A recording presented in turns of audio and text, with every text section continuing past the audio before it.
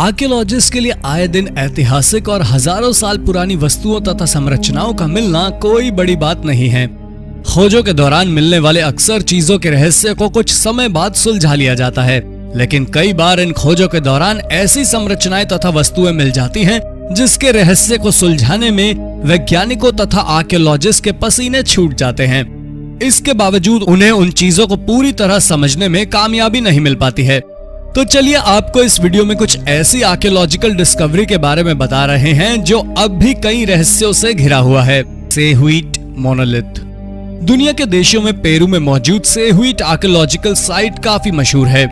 खासकर यहाँ मौजूद सेहुइट मोनोलिथ की चर्चा काफी ज्यादा होती है। मोनोलिथ वास्तव में एक पत्थर है। इस बड़े से चट्टान पर लगभग 200 तरह की संरचनाओं की आकृतियां हैं। इस एक पत्थर पर कई सारी ऐसी चीजों की आकृतियां बनी हुई हैं जिसे आज तक पूरे तरीके से नहीं समझा जा सका है। इस चट्टान पर इन सारी आकृतियों को किसने उकेरा है, इस बारे में ज्यादा जानकारी नहीं है। हालांकि अनुमान लगाया जाता है कि इसे इंका समुदाय के लोगों ने बनाया होगा। इस चट्टान पर मनुष्यों, समुद्री जीवों, खेती के लिए नालियों इत्यादि के साथ साथ घरों तथा मंदिरों की भी आकृतियां उकेरी गई हैं। इसलिए कुछ लोग अनुमान लगाते हैं कि शायद ये किसी प्लांट सिटी का मॉडल हो सकता है। हालांकि इस पर जो भी आकृतियां मौजूद हैं, वैसी संरचना आज तक इस पूरे क्षेत्र में कहीं नहीं खोजी गई है। इसलिए लोगों को लगता है कि अब तक इसके बारे में जितनी भी जानकारी मौजूद है या लोग जो सेहुइट मोनोलिथ के बारे में समझ रहे हैं, वो वास्तव में है ही नहीं। इसलिए कई लोग अभी भी इसकी सच्चाई की तलाश में लगे हुए हैं। डेविल्स कॉर्कस्क्रूज। अमेरिका के नेब्रास्का राज्य में एक पहाड़ी क्षेत्र में पत्थरों पर हजारों साल पुरानी एक बेहद अजीब संरचना 1891 में खोजी गई थी। इसे डेविल्स कॉर्कस्क्रूज के नाम से जाना जाता है। एक बड़े से स्क्रू की स्टाइल में बनी इस संरचना का कुछ हिस्सा बालू से बना है, जबकि इसकी पिछली दीवार किस चीज से बनी है ये ज्ञात नहीं है। इसमें सबसे ज्यादा रहस्य की बात यह है कि ये अजीबोगरीब स्पाइरल स्ट्रक्चर क्यों बनाए गए होंगे। इसका जवाब किसी के पास नहीं है। स्थानीय लोग इसे शैतानों के रहने की जगह मानते हैं। इससे जुड़ी एक और थ्योरी ये है कि कुछ लोगों का मानना है कि दरअसल ये अजीबोगरीब संरचनाएं हजारों साल पहले पाए जाने वाले एक विशेष जीव का घर हुआ करता था, जो कि बाकी जानवरों के हमलों से बचने के लिए तथा खुद को ठंड से बचाने के लिए इसमें रहा करते थे। हालांकि ये भी महज एक आकलन है। सहस्रलिंगा। कर्नाटक के उत्तरा कन्नड़ के सिरसी तालुका में मौजूद सहस्रलिंग एक पवित्र जगह है। एक समय यहाँ से बहने वाली नदियों में पानी का स्तर जब कम हुआ तो पानी के नीचे बहुत सारी शिवलिंग की आकृतियां उकेरी गई थी। इसे देखकर विशेषज्ञों को काफी हैरानी हुई कि कब और किसने इन आकृतियों को इतनी बड़ी संख्या में पत्थरों पर बनवाया या बनाया होगा। महज इस नदी में लगभग 1000 के आसपास ऐसी चट्टानें मौजूद हैं जिस पर शिवलिंग उकेरा गया है। विशेषज्ञों को भले ही इन चट्टानों को देखकर उनके कई सवालों के जवाब नहीं मिले हैं, लेकिन ये जगह मानने वालों के लिए पवित्र जरूर है। Old phone design. आज से बस कुछ ही साल पीछे देखें तो मोबाइल फोन का अस्तित्व तक नहीं था, लेकिन ऑस्ट्रिया के साल्जबर्ग शहर में एक कब्र में खुदाई के दौरान मोबाइल से मिलती जुलती एक आकृति मिली। मिट्टी की बनी हुई यह आकृति बिल्कुल आज के दौर में दिखने वाले मोबाइल की ही तरह था। इसे देखकर सभी का सर चकरा गया कि आखिर क्यों किसी ने इस मोबाइल के शक्ल जैसी चीज आज से लगभग 800 साल पहले बनाई होगी। इसका जवाब आज तक कोई नहीं दे पाया है। आर्मिलरी स्फीयर। पृथ्वी के अलावा आसमान के ऊपर की दुनिया को समझने के लिए आज एक से बढ़कर एक आधुनिक इक्विपमेंट और टेक्नोलॉजी मौजूद है, लेकिन 50-60 साल ही पीछे चले जाएं तो आज के मुकाबले टेक्नोलॉजी के नाम पर बेहद कम सुविधाएं थीं। अब आप कल्पना कर सकते हैं कि 1000-2000 साल पहले क्या स्थिति रही होगी। पुराने समय में भले ही आज की तरह आधुनिक तकनीक मौजूद नहीं थे, इसके बावजूद उस समय के लोगों में भी जिज्ञासाएं जरूर थी तथा वो उपलब्ध संसाधनों का इस्तेमाल अपनी जिज्ञासाओं को शांत करने के लिए करते थे। इसका सबूत लगभग 25 साल पुरानी एक डिवाइस से मिलता है। जांच पड़ताल में पाया गया कि आर्मिलरी स्फीयर नाम की एक डिवाइस को तारों की दुनिया को समझने के लिए बनाया गया था, लेकिन इसे कब और किसने बनाया था इस बारे में बहुत ज्यादा जानकारी आज तक उपलब्ध नहीं है। हैरानी की बात यह है कि 2500 साल पुरानी होने के बावजूद इस डिवाइस पर अंकित कई जानकारी आज भी प्रासंगिक है। Egg oven. वर्तमान समय में पोल्ट्री फार्म में अंडे से बच्चे को अलग करने के लिए आधुनिक तकनीक का इस्तेमाल किया जाता है, लेकिन आपको जानकर हैरानी होगी कि इस तकनीक का उपयोग आज से 2000 साल पहले भी मिस्र में होता था और आज भी मिस्र के ग्रामीण क्षेत्रों में इस तकनीक का उपयोग किया जाता है। आज के समय में इलेक्ट्रिक का उपयोग करते हुए अंडे से बच्चे को अलग किया जाता है, जबकि पुराने जमाने में बड़े बड़े चूल्हे को बनाया जाता था तथा उसमें ये प्रक्रिया की जाती थी। इजिप्ट में ऐसे दर्जनों पुराने चूल्हे मिले थे जिनका उपयोग बच्चे को अंडे से अलग करने के लिए किया जाता था। पुराने समय में किस तकनीक का उपयोग करते हुए तापमान को नियत रखा जाता था तथा इस चूल्हे का निर्माण कैसे किया जाता था, इस बारे में आज तक तथ्यात्मक जानकारी किसी के पास नहीं है। Earthquake predictions. आज विज्ञान काफी आधुनिक हो चुका है। आज असंभव से दिखने वाली चीज भी संभव हो जाती है, लेकिन विज्ञान के इतने आधुनिक होने के बावजूद भूकंप का पहले से पता लगाने का तरीका अब तक नहीं खोजा जा सका है। लेकिन आपको जानकर हैरानी होगी कि आज से हजारों साल पहले लगभग 132 ईस्वी में ही चीन के एक व्यक्ति ने एक ऐसी तकनीक बनाई थी जिससे भूकंप का पूर्वानुमान लगाया जा सकता था। साथ ही ये भी पता लगाया जा सकता था कि भूकंप किस दिशा में आया है। इस मशीन की खासियत ये थी कि ये अपने से बहुत दूर होने वाले कंपन को भी महसूस कर लेता था तथा उस आधार पर कुछ हद तक किसी खास हिस्से में भूकंप आने की भविष्यवाणी भी कर देता था।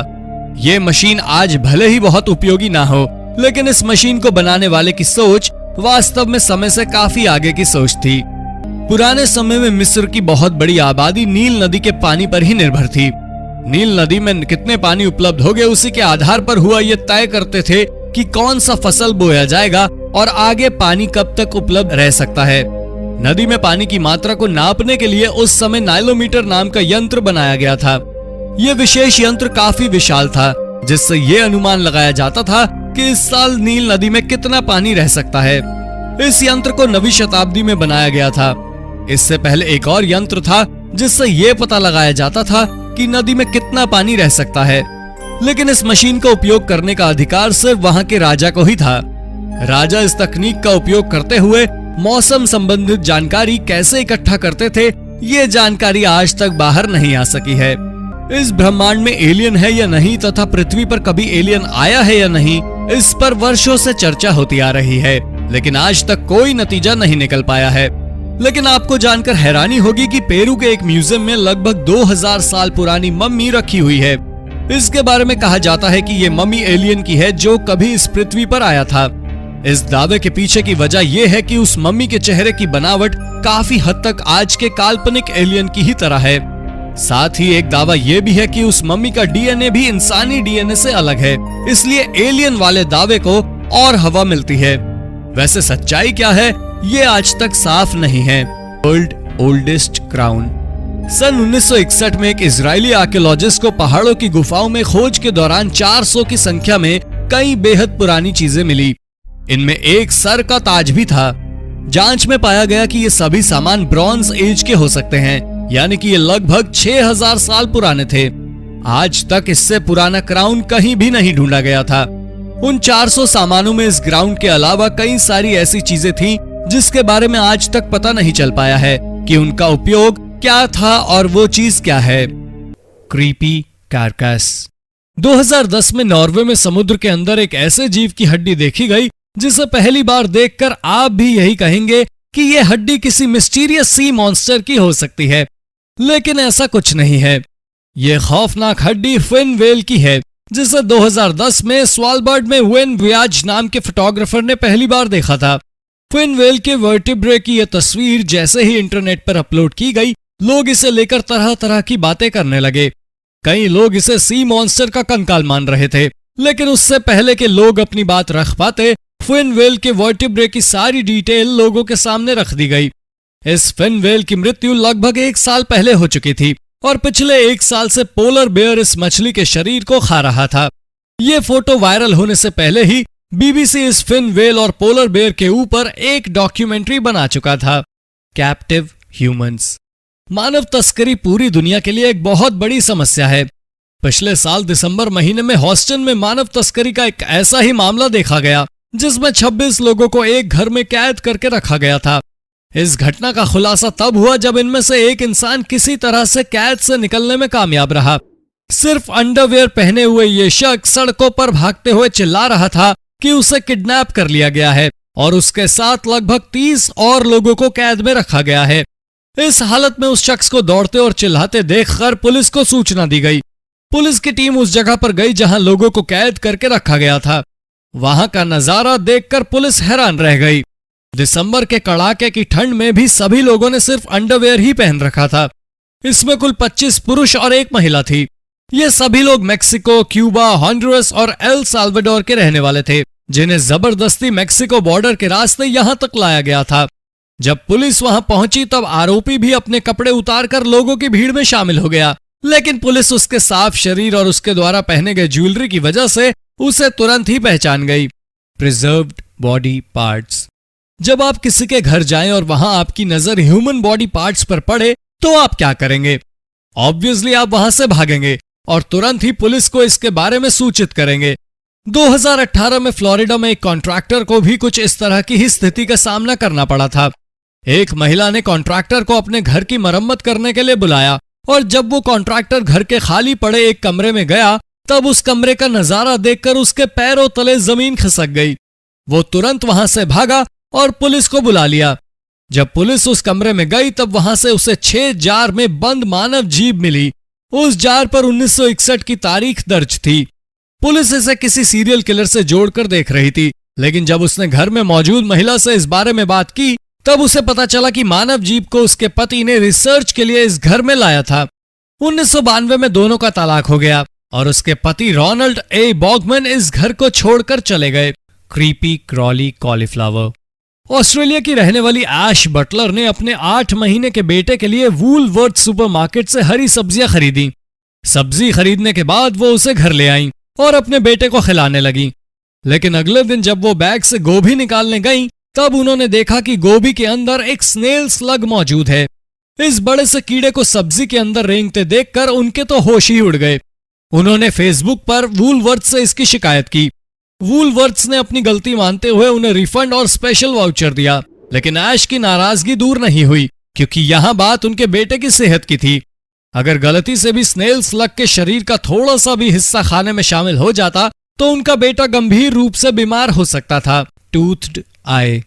क्या आप किसी ऐसी मछली के बारे में जानते हैं जिसकी आंख के चारों ओर दांत होते हैं? व्हेल शार्क की सबसे बड़ी प्रजाति है और यही वो मछली है जिसके आंख के चारों ओर छोटे छोटे दांत होते हैं। हालांकि ये दांत काफी छोटे होते हैं जिन्हें माइक्रोस्कोप की मदद से ही बेहतर तरीके से देखा जा सकता है। आंख के चारों ओर दांत होने की वजह यह है कि इस मछली की आंख ऐसी जगह पर स्थित होती है जो लड़ाई या दूसरे जीवों के हमले में आसानी से जख्मी हो सकता है। इस वजह से इसकी आंखों के पास दांत होते हैं जो इसकी आंखों की सुरक्षा करते हैं। आपको जानकर हैरानी होगी कि इन छोटे दांतों की संख्या लगभग 3000 होती है। ट्रैश इन पैराडाइज। फोटोग्राफर कोस्मो कोसॉफिश बे पार्क में सनसेट की तस्वीर लेने गए, लेकिन इस पार्क में मौजूद गंदगी को देखकर उन्हें काफी बुरा लगा। उन्होंने लोकल अथॉरिटी से इसकी शिकायत की तो उधर से भी बहाने के अलावा और कुछ नहीं मिला। उन्हें एहसास हो गया कि दूसरों से शिकायत करने पर उन्हें कुछ हासिल नहीं हो रहा है और फिर उन्होंने पार्क की सफाई का जिम्मा खुद उठाया और कम्युनिटी क्लीन अप शुरू करने का फैसला किया। उन्होंने सोशल मीडिया की मदद से लोगों से अपील की कि वो इस काम में आगे आकर उनकी मदद करें। कॉस्मो और उनकी दोस्त की ये मेहनत कामयाब रही। उनके साथ दर्जनों लोग आगे आकर इस पार्क की सफाई में हाथ बटाने लगे और फिर पार्क की पुरानी रंगत लौट आई। कभी कभी कचरे की डिस्कवरी भी एनवायरनमेंट के लिए फायदेमंद साबित हो जाती है। Backyard explosives. कैलिफोर्निया में एक शख्स अपने घर के पीछे खुदाई कर रहा था, तभी जमीन के अंदर कुछ सस्पिशियस चीजों पर उसकी नजर पड़ी। जब उस शख्स ने वहां से मिट्टी हटाई तब उसे पता चला कि ये तो ग्रेनेड और आर्टिलरी शेल है। उसने तुरंत पुलिस को इस बारे में खबर दी। पुलिस के साथ ही बॉम्ब स्क्वाड को भी बुला लिया गया। पुलिस की जांच में पता चला कि यह ग्रेनेड और आर्टिलरी शेल द्वितीय विश्व युद्ध के समय का है, जो कि आज भी एक्टिव था। बॉम्ब स्क्वाड इसे सुरक्षित जगह पर ले जाकर डिस्ट्रॉय करने में कामयाब रही। वहीं दूसरी ओर एक और महिला के घर के पीछे द्वितीय विश्व युद्ध के समय का एक एक्सप्लोजिव आइटम मौजूद था, जिसकी पहचान कोई नहीं कर सका। कुछ समय बाद जब महिला को समझ में नहीं आया कि वो क्या चीज है, तब उसने पुलिस को इसके बारे में खबर दी। बॉम्ब स्क्वाड की टीम इस यूनिक एक्सप्लोजिव आइटम को भी निष्क्रिय करने में कामयाब रही। Unexpected holiday message. 2019 में 6 वर्षीय फ्लोरेंस विडिकॉम्ब ने एक सुपरमार्केट से क्रिसमस कार्ड खरीदा। जब वो अपने दोस्तों के लिए इन कार्ड्स को तैयार कर रही थी, तभी एक कार्ड पर लिखे मैसेज पर उसकी नजर पड़ी। फ्लोरेंस के पिता बेन विडिकॉम भी वहीं पर थे। जब उन्होंने कार्ड पर लिखे मैसेज को पढ़ा तो वो हैरान रह गए। उस कार्ड पर लिखा था, हम शंघाई क्विंगपू प्रिजन में विदेशी कैदी हैं।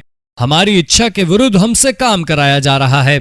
हमारी मदद करें और मानव अधिकार आयोग को इस बारे में सूचित करें, और जिसे भी ये मैसेज मिले वो ब्रिटिश जर्नलिस्ट पीटर हम्फ्री को इस बारे में बताए, क्योंकि पीटर खुद 2 साल इस जेल में रह चुके हैं। इस मैसेज को पढ़ने के बाद फ्लोरेंस के पिता ने उस सुपरमार्केट से संपर्क किया जहां से इन्होंने वो कार्ड खरीदा था। इस कार्ड को देखकर सुपरमार्केट ने ज़ीशियांग युंगवांग प्रिंटिंग कंपनी के साथ अपने करार रद्द कर दिए। अनफॉर्चुनेटली इस मैसेज को लिखने वाले के बारे में कुछ भी पता नहीं चल सका, और चीन जैसे देशों से मानव अधिकार को लेकर उम्मीद ही क्या की जा सकती है। Human remains. पिछले साल अक्टूबर महीने में डैन कॉन्कलिन फिएस्टा आइलैंड पर समय बिताने गए। वहां वो अपने लिए खाना बनाने के लिए आग जलाने के लिए जगह की तलाश करने लगे। इस तलाश में उन्हें फायर पिट मिल गया, लेकिन ये फायर पिट कचरों से भरा पड़ा था। उन्होंने वहां से कचरे निकालने शुरू किए, तभी ह्यूमन रिमेन्स पर उनकी नजर पड़ी। उन्होंने जब फायर पिट को साफ किया तब वो श्योर हो गए कि ये मानव कंकाल ही है। उन्होंने तुरंत पुलिस को इस बारे में सूचित किया। पुलिस इस कंकाल को अपने साथ लेकर चली गई, लेकिन इस कंकाल के बारे में पुलिस ने कोई भी जानकारी शेयर नहीं की। Ghost fleet of truck lagoon. दूसरा विश्व युद्ध पूरी दुनिया के लिए बहुत विनाशकारी साबित हुआ था, लेकिन यह जापान के लिए कुछ ज्यादा ही दर्द देने वाला था। अमेरिका द्वारा जापान पर परमाणु बम गिराया गया था, ये हम सभी जानते हैं, लेकिन अमेरिका ने जापान को इस दौरान एक और बड़ी तबाही दी थी। साउथ पैसिफिक का कैरोलिन आइलैंड दूसरे विश्व युद्ध के दौरान जापानी सेना का बेड़ा था। इस क्षेत्र में जापान के बहुत सारे विमान, तोप और बड़े बड़े हथियार जमा थे। 17 फरवरी 1944 को अमेरिका ने अचानक इस द्वीप पर हमला कर दिया। इस हमले में जापानी सेना के कम से कम 250 एयरक्राफ्ट तथा दर्जनों युद्धपोत समुद्र की गहराइयों में समा गए। इसके अलावा लगभग 400 सैनिक भी समुद्र में डूब गए। वर्षों तक इन डूबे हुए चीजों की खबर किसी को नहीं लगी, लेकिन पिछले कुछ वर्षों में टेक्नोलॉजी के सहारे गोताखोर यहाँ तक पहुँचने में कामयाब हो गए हैं। आज भी यहाँ डूबा हुआ जहाज, तोप, टैंकर इत्यादि के अवशेष काफी हद तक सुरक्षित नजर आते हैं। ये जगह जापानी सेना की यादों और अवशेषों से घिरा हुआ है। Giant barrel jellyfish. समुद्र की गहराई में हाल ही में एक विशाल जेलीफिश का पता कोस्ट ऑफ कॉर्नवॉल इंग्लैंड में गोताखोरों ने लगाया है। इस जेलीफिश को जायंट बैरल जेलीफिश नाम दिया गया है। जब एक गोताखोर समुद्र की गहराई में इस क्षेत्र में गया तो उनकी टक्कर इस बेहद अजीबोगरीब दिखने वाली जीव से हो गई। इसकी लंबाई लगभग 3 से 4 फीट तक थी। बाद में वैज्ञानिकों ने रिकॉर्ड किए गए वीडियो को जांच करते हुए बताया कि दरअसल ये जेलीफिश है। इस तरह की जेलीफिश पूरे यूनाइटेड किंगडम के क्षेत्र में पहली बार पाई गई थी। इस जेलीफिश की बनावट बेहद अजीब होती है। ये जेलीफिश क्रीम कलर की होती है। वैज्ञानिकों ने जांच में यह भी पाया कि इतना विशाल होते हुए भी इन जेलीफिश से इंसानों को कोई खतरा नहीं है। Headless chicken monster. हाल ही में वैज्ञानिकों ने ईस्टर्न अंटार्कटिका की गहराई में एक बेहद अजीबोगरीब जीव का वीडियो रिकॉर्ड किया। पिंक कलर के इस छोटे जीव को पहली नजर में देखने पर ऐसा लगता है जैसे कोई बिना सर वाला मुर्गा पानी की गहराई में घूम रहा है। वैज्ञानिकों ने इस बेहद अजीबोगरीब जीव को इसकी बनावट के आधार पर ही हेडलेस चिकन मॉन्स्टर नाम दिया। ये जीव समुद्री जीव सी क्यूकम्बर की श्रेणी में आते हैं। हेडलेस चिकन मॉन्स्टर पर गहरे अध्ययन के बाद पता चला कि ये ज्यादातर समुद्र की बेहद गहराई में रहना पसंद करता है। यही वजह है कि वैज्ञानिकों को यह समुद्र में लगभग 9800 फीट नीचे मिला था। आमतौर से सी क्यूकम्बर में कोई पंख नहीं पाए जाते हैं, लेकिन इसमें एक विशेष प्रकार के पंख भी थे जो इसे आसानी से तैरने में मदद करते थे। ये पहला मौका था जब वैज्ञानिक ने ईस्टर्न अंटार्कटिका में इस जीव का पता लगाया था। पहली बार इस जीव को गल्फ ऑफ मेक्सिको में देखा गया था। जायंट पायरोसोम्स। शायद आपने अब तक इस बेहद अजीब जीव के बारे में सुना भी नहीं होगा। ये जीव 25 अक्टूबर 2019 को न्यूजीलैंड के एक तटीय क्षेत्र में देखने को मिला था। दरअसल यहाँ टूरिज्म को बढ़ावा देने के लिए पानी की गहराई में वीडियो शूट किया जा रहा था। इसी दौरान वीडियोग्राफर के चारों ओर एक बेहद विशाल जीव नजर आया। पहली नजर में देखने में ये एक खाली बड़े से पाइप की तरह लग रहा था। इसकी लंबाई लगभग 26 फीट थी। जब जांच पड़ताल किया गया तो पता चला कि ये एक प्रकार का विशेष जीव है जिसे पायरोसोम्स या सी पिकल्स कहा जाता है। वास्तव में ये एक प्रकार का समुद्री कीड़ा है। ये अकेले इतना विशाल नहीं होता है, बल्कि हजारों हजार की संख्या में ज़ूइड्स नाम का एक अन्य वर्ण आपस में मिलकर एक पूरे पायरोसोम्स का निर्माण करता है। इस जीव की अधिकतम लंबाई 60 फीट तक भी होती है। World deepest free diving. समुद्र की गहराइयों में किसी इंसान के लिए जाना कितना मुश्किल है, इसका अंदाजा आप इस बात से लगा सकते हैं कि अब तक के इतिहास में केवल 5 लोग ही 560 फीट तक की गहराई तक जा पाए हैं। इसमें भी यहाँ तक पहुँचने में 2 गोताखोरों की मौत भी हो गई थी, लेकिन एक ऐसा व्यक्ति है जो इससे भी कहीं अधिक गहराई में जाने में कामयाब रहा था। इनका नाम हर्बर्ट निश्च है। ऑस्ट्रिया के इस गोताखोर के ही नाम समुद्र में सबसे अधिक गहराई तक जाने का रिकॉर्ड है। ये 2012 में 831 फीट की गहराई तक जाने में कामयाब हुए थे, लेकिन इतनी गहराई तक जाने के बाद पानी की गहराइयों में ही इनकी हालत खराब होने लगी। गहराई में इनकी हालत इतनी खराब हो गई कि इनको ब्रेन स्ट्रोक हो गया। हालांकि खुशकिस्मती से साथियों की मदद से इनकी जान बच गई। इनके नाम फ्री डाइविंग से जुड़ा 1-2 नहीं बल्कि कुल 33 वर्ल्ड रिकॉर्ड दर्ज हैं। The piglet squid. Central Pacific ocean में लगभग 4400 फीट की गहराई पर वैज्ञानिकों ने एक ऐसे जीव का पता लगाया जिसे देखकर आपको भी काफी हैरानी होगी। इसकी बनावट बेहद अजीबोगरीब थी। इसका शरीर काफी हद तक एक छोटे से पिग से मिलता जुलता था। सबसे पहले इसी की एक अन्य प्रजाति की खोज 1907 में ही हो गई थी, लेकिन लंबे अरसे तक ये लोगों की नजरों से गायब हो गया था। इसकी बनावट और रंग ऐसा होता है कि देखने में लगता है कि पानी को ही एक आकार दे दिया गया है। यह अजीबोगरीब जीव आमतौर से समुद्र में 100 से 200 मीटर की गहराई में पाए जाते हैं। Christ of the एबिस statue. दुनिया भर में घूमने फिरने की मशहूर जगह या संरचनाएं जमीन के ऊपर ही मौजूद हैं, लेकिन एक टूरिस्ट प्लेस ऐसा भी है जो समुद्र की गहराई में है। इस जगह को क्राइस्ट ऑफ द एबिस के नाम से जाना जाता है। दरअसल ये समुद्र की गहराई में जीसस क्राइस्ट की ब्रॉन्ज से बनी हुई एक मूर्ति है। ये मूर्ति सैन फ्रंटूसो में मौजूद मेडिटेरेनियन सी में है। इस मूर्ति की लंबाई 8 फीट तथा वजन लगभग 600 पाउंड है। लंबे समय से पानी के नीचे मौजूद रहने के कारण इस मूर्ति का एक हाथ अलग हो गया था, लेकिन कुछ साल पहले उसे फिर से जोड़ दिया गया है। ये जगह टूरिस्ट के लिए एक पसंदीदा जगह है। The Baltic C anomaly. 2011 में गल्फ ऑफ बोथनिया के मध्य में ओशन एक्स गोताखोरों की एक टीम समुद्र की गहराई में कुछ चीजें तलाश रही थी। इसी दौरान इनकी नजर एक बेहद अजीबोगरीब संरचना पर पड़ी।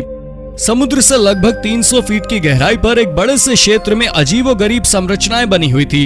इन पर जो संरचनाएं उकेरी हुई थी वो किसी को समझ में नहीं आई।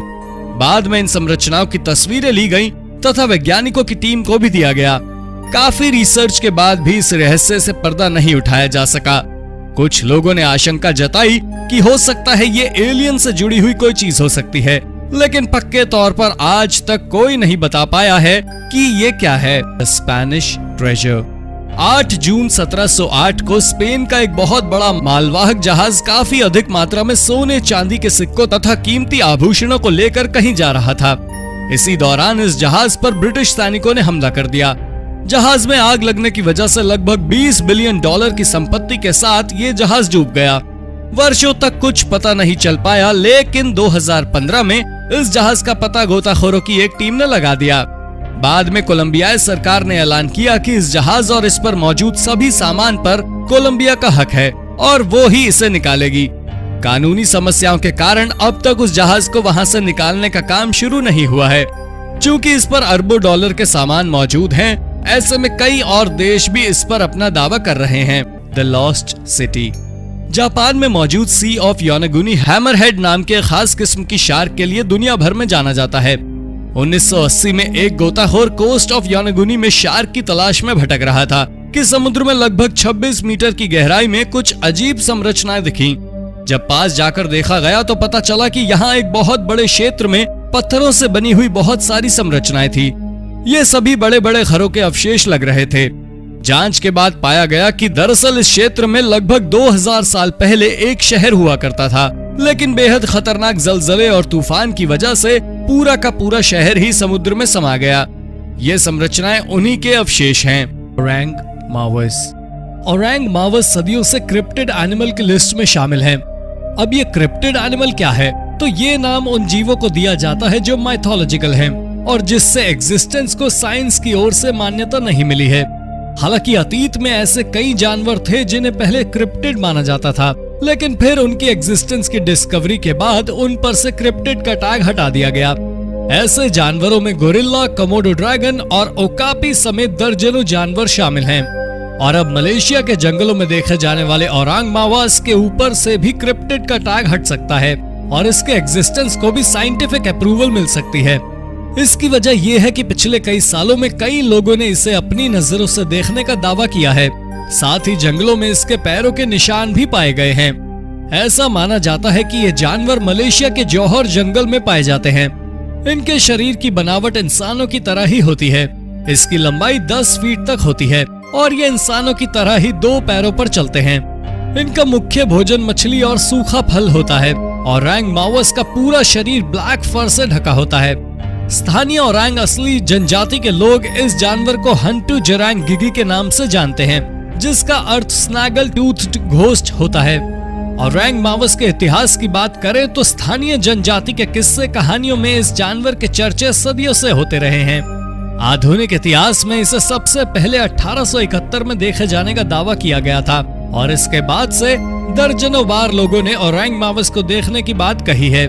इन दावों के मद्देनजर कुछ एक्सपर्ट्स का कहना था कि लोग जिस जानवर को देखने का दावा करते आ रहे हैं वो बंदरों के विलुप्त हो चुके जीनियस गैगैंटोपाइथेकस का सर्वाइविंग मेंबर हो सकता है। वहीं कुछ एक्सपर्ट्स इस मिस्टीरियस एनिमल को सन बियर्स मानते हैं।